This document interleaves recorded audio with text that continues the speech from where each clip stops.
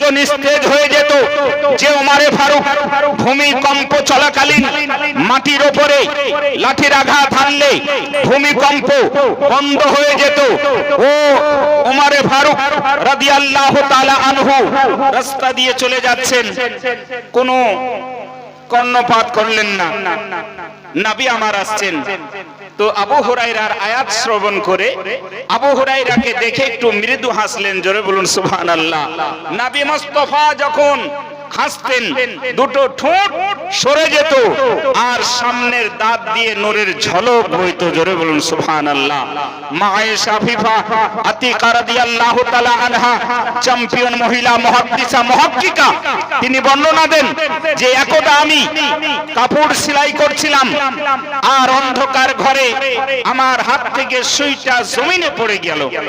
তো আমি সুইটা আন্দাজে খুঁজতেছি, তো নবী জিজ্ঞাসা করছেন, रसूल आजम पैगंबर आजम शाफी रोज़े महशर इमामुल अंबिया बेकसू के कस बेबसू के बस बेचारू के चारा गरीबों के हामी यतीमों के वली शफीउल मुज़नबिन राहतुल आशिकिन फरहतुल मगमुमिन खातिमुन नबिय्यिन नबिय्यना व शफीइना व सय्यिदिना व मौलाना अहमद मुस्तफा मुहम्मद मुस्तफा सल्लल्लाहु ताला अलैहि वसल्लम বলেন, আয়েশা কি খুঁজতেছো?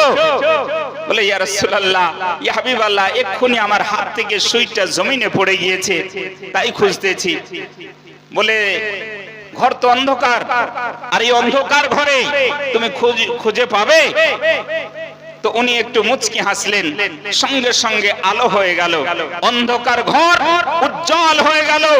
মা আয়েশা সিদ্দিকা বলেন, সঙ্গে সঙ্গে আমি সুইটাকে কুড়িয়ে পেয়ে গেলাম, ধরে বলুন সুবহানাল্লাহ। তো এ ছিলেন নবী আমার।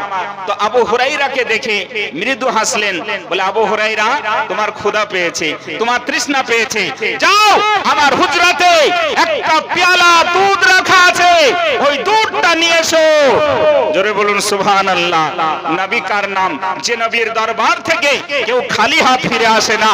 আসহাবে সুফা 70 জন সাহাবী নিজের ঘর জায়দাদ সমস্ত কিছুকে ত্যাগ করে নবীর দরবারে নবীর কাছে সব সময় উপস্থিত থাকতেন। নবীর দরবারে যে সমস্ত খাবার আসতো, খেজুর আসতো, খুরমা আসতো, উপঢৌকন আসতো, হাদিয়া আসতো, নজরানা আসতো, সব আসহাবে সুফাদের মধ্যে নবী আমার বিতরণ করতেন। ব্রাদার, এক পেয়ালা দুধ রাখা আছে, আবু হুরায়রা যাও ওই দুধের পেয়ালাটা নিয়ে এসো আর সমস্ত সাহাবীদেরকে দাওয়াত দিয়ে দাও, জোরে বলুন সুবহানাল্লাহ।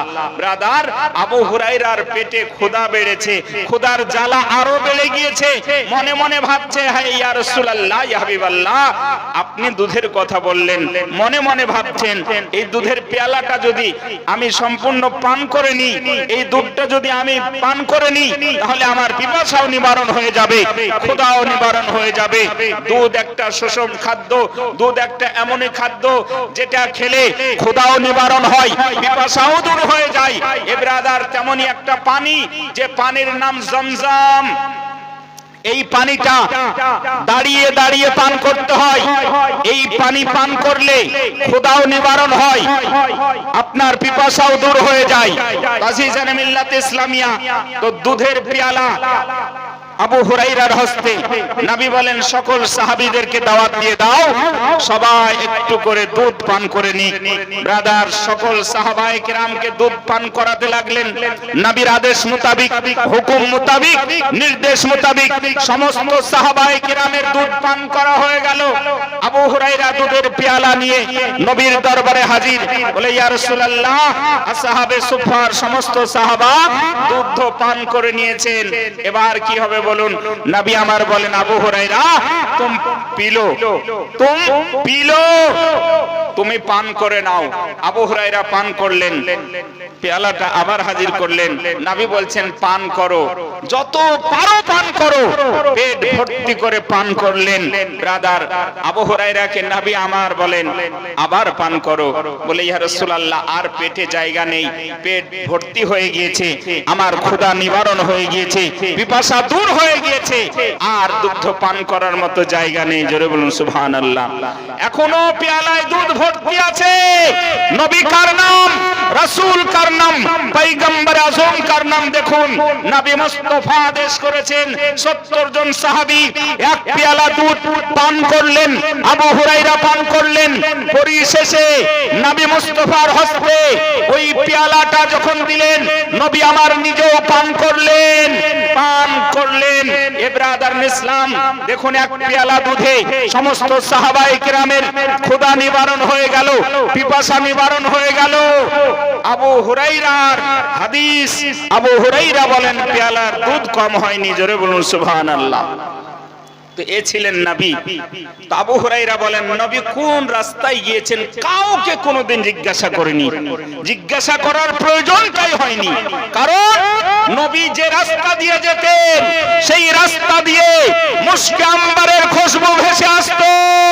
আবু বকর সিদ্দিককে কোনোদিন জিজ্ঞাসা করেনি, উমারে ফারুককে জিজ্ঞাসা করেনি, ওসমানে গনিকে জিজ্ঞাসা করেনি, আলী মুর্তজাকে জিজ্ঞাসা করেনি, ইমামে হাসান ও হুসাইনকে জিজ্ঞাসা করেনি। কোন সাহাবায়ে কেরামগণকে জিজ্ঞাসা করার প্রয়োজনটা হয়নি। বলে আবু হুরায়রা তাহলে কি করে বুঝতে যে নবী ডানে গিয়েছেন না বামে গিয়েছেন, উত্তরে গিয়েছেন না দক্ষিণে গিয়েছেন, পূর্বে গিয়েছেন না পশ্চিমের রাস্তায় গিয়েছেন, কেমন করে বুঝতে? বলে শোনো, নবী মুস্তাফার দরবারের খাদিমে, খাতে খাদিম রূপে যেই দিন থেকে নিযুক্ত হয়েছি, নবীর দরবারে আসা যাওয়া শুরু করেছি, নবীর নিসবত পেয়েছি, নবীর সংস্পর্শ পেয়েছি, নবীর সোহবত পেয়েছি, সেই দিন থেকে নবী মুস্তাফার শরীর থেকে মুশকে আম্বারের খুশবু আমার নিজের নাকে শুনতে পাই। জোরে বলুন সুবহানাল্লাহ। আবু হুরায়রা বলেন যে নবী কোন রাস্তায় গিয়েছেন কাউকে জিজ্ঞাসা করার প্রয়োজন হয়নি। এ মুসলমান কেমন করে বুঝতেন? বলে যে রাস্তা দিয়ে নবী হেঁটে যেতেন সেই রাস্তা দিয়ে মুশকে আম্বারের খুশবু ভেসে আসতো, আর সেটা শুনতে শুনতে আবু হুরায়রা সেই জায়গাতে পৌঁছে যেতেন।